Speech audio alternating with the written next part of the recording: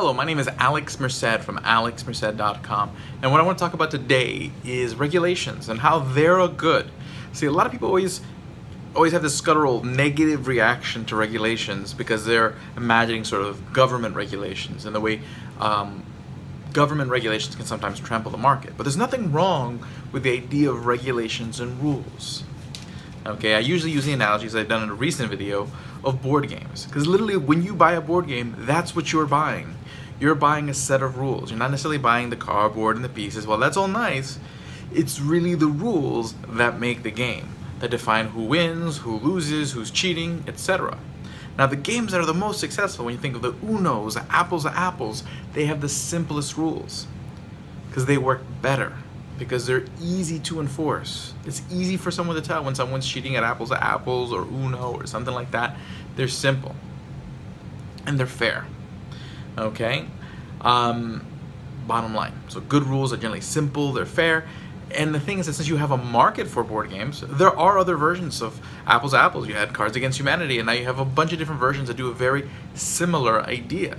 So that and they came up with little different twists on the rules. They innovated on those rules. And that competition also makes them affordable. Okay, so you have an affordable market where you have innovation of rules and lowering of costs. That's what happens when you have regulations in a market. Okay, and we see this in other places too. Like I brought up in my previous video on free market regulations, I discussed things like underwriter's laboratory, etc. There's all sorts of different ways this can be done. But main thing, the idea is appreciate that there is such a thing as a market for rules, okay? And it does go beyond games. But what happens when there's a monopoly on the rules? Is essentially when government makes rules. What happens is that when you're in a competitive market, you have different incentives. The idea is I gotta have people choose me over other providers. So I have an incentive of figuring out how to create the most value at the lowest cost. When government's the only provider, they have no reason to care that they're providing the most value at the lowest cost because they're the only one providing it. So what happens with government regulations, oftentimes, they don't care how much it costs to follow the rules, nor do they care if the rules address what they follow, more so that it just makes people feel like the things are being addressed, which is actually even worse. Because then what happens is that people think there's rules. It's like jumping out of a plane thinking you have a parachute. You would have been better off knowing you didn't have a parachute. So that way you could at least try to figure out some sort of alternative. And this is the problem with government rules. They get really complicated and really expensive to follow. Not necessarily for everybody, because what happens is that those are most connected to the government, those who have very cozy relationships, cronyist relationships, the rules end up getting lightly enforced on them. And these are generally the biggest firms, so it benefits the incumbents. Okay, this is kind of like when you have board games with really complex rules. Think of it like a Dungeons and Dragons, where the rules are super complex. Again, in my previous video about free market regulations, I made the point that complex rules also discourage people from participating. So complex rules in business discourage people from participating in business. Like in the same way that Dungeons and Dragons complexity means very few people really want to play Dungeons and Dragons. Someone like I might enjoy it, but most people probably don't. But it's not just that.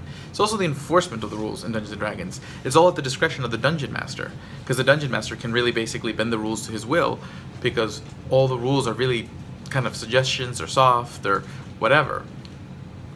That's the same thing with government regulations. The people who are enforcing the rules, they enforce it at their discretion. They don't enforce it on their friends, and then they enforce it extra hard on everyone else to make it look like they're being tough. So medium to small size firms often are barreled with fees and penalties for the slightest infractions of maybe one record being not kept perfectly the way it is for the amount of time that it needs to be kept for. While large firms can get away with a whole lot because, again, of the relationships that they have. Why? Because there's no alternative. It's a monopoly on regulations. It doesn't have to be that way. You can have a market for regulation. There's always a market for rules. When you go anywhere, there are rules.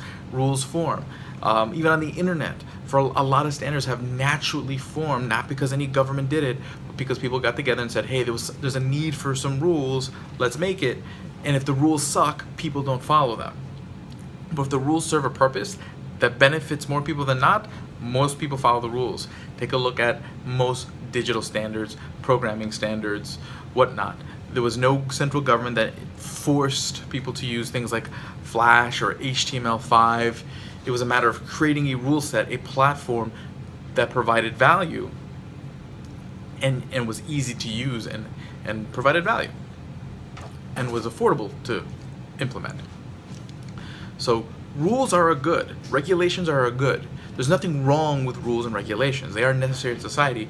Everything we do requires some sort of rules to know when we're out of bounds, outside of just, the legal side of things. Of course, as a libertarian, the legal side of things, I'm thinking, okay, someone violates someone else's body, property, life, then you bring the law into it.